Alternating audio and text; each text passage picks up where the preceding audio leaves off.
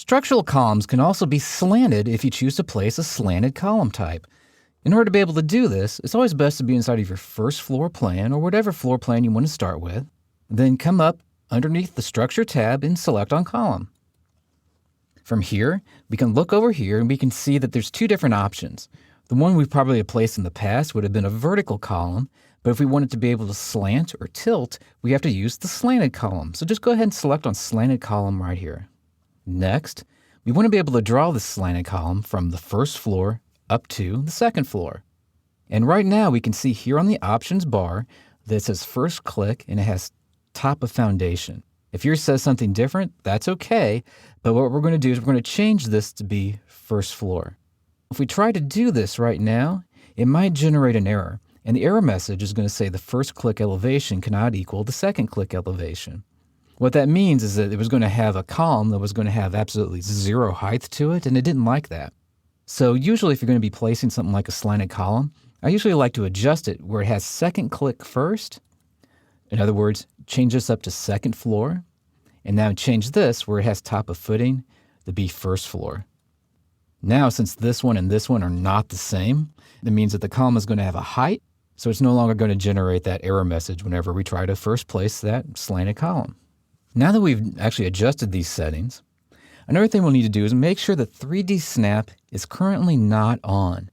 3D Snap, if you're inside of a 3D view, works really well if you're going to be placing a slanted column, but since we're in a two-dimensional view, we really don't need it, and frankly, it could kind of get in the way. So just make sure that box is cleared out.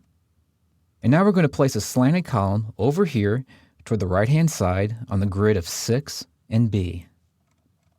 Now it's going to ask us to do 2 clicks.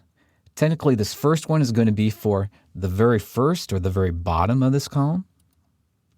And now it's going to want us to do a second one.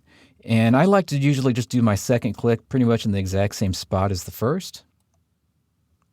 Okay, you may get an error message. Don't worry about it. We're going to make adjustments to it anyway. Now let's go ahead and take a look at this inside of an elevation view. So we'll move down in our project browser. We'll open up the south elevation. And now this is a column that we just placed. And like we specified in the options bar, it's between the first and the second floor. Now if we want this to be slanted, all we have to do is select on it, click on the little grip that shows up, hold down your mouse button, and just sort of drag it in the direction you want it to slant. If you know the exact angle of it, we can always tell it what angle that we want it to be at. In this case, though, I just know what the distance should be away from our building. Now, I know that the base is in the right location because that's where I put it on the structural grid. In this case, it happens to be 8'6" off the center of this column. But I want the top of this to be 12'6" away from the center of this column. So in order for me to do that, we're really going to have to place a dimension in here. Now, this is easy enough to do. All you have to do is come up here to the Annotate tab and pick on this button right here that says Linear. And that's just going to create a dimension that goes straight, sort of like the dimensions that you see here in the preview. Next, and this might be the hardest part to do because it almost looks like you're clicking blind, but just move your mouse until you have this spot right here. And you might even see a blue dot on your screen depending on the resolution, and you can just click once, move over, and then pick the center point of this beam or of this column.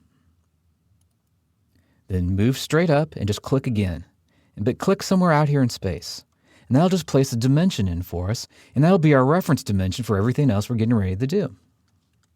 Now the next thing we'll do is we'll go ahead and we'll select back on the column, and you can see how this is telling us this is 14 feet 1/8 of an inch.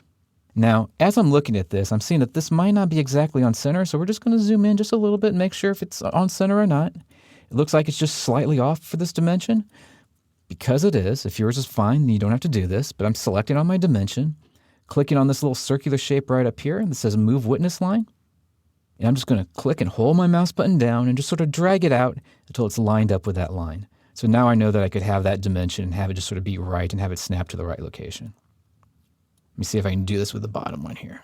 Pull it up, pull it back. There we go.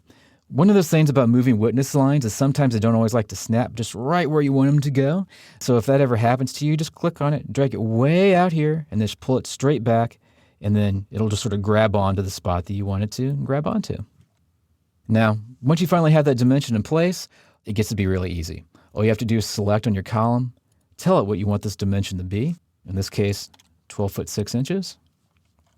Zoom out. You'll see that the bottom of it is moved, but now it's easy. You just click and drag that over by selecting on this little circular shape here. And now your column's in the right spot and has the right distance or slope associated with it. So, in conclusion, creating the slanted column actually takes some practice, and sometimes it takes a creative use of views, but with dimensions as your guide, you'll have your greatest level of success in creating that slanted column and making it be as accurate as possible.